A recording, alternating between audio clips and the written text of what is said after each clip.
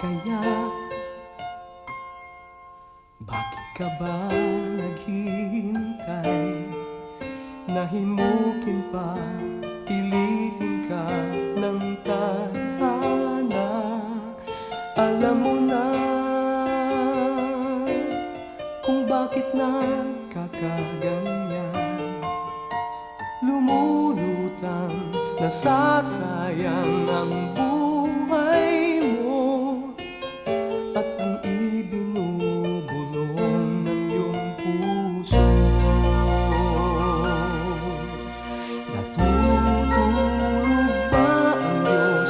Natutulog ba?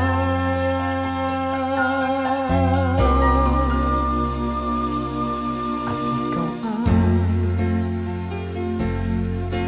kaagad sumusuko, kunting hirap at munting pagsubok lamang. Bakit ganyan? Nasaan ang iyong tapang? Naduduwag, nawawalan ng pag-asa, at iniisip na natutulog pa. Natutulog ba ang Diyos? Natutulog ba?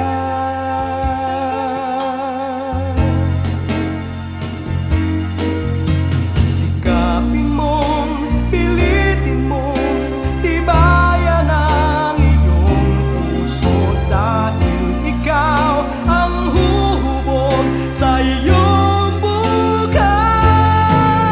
Huwag mo sanang akalain natutulog ba ang Diyos.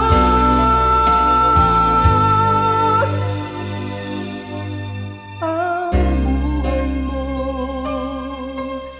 ay mayroong halaga sa Kanya.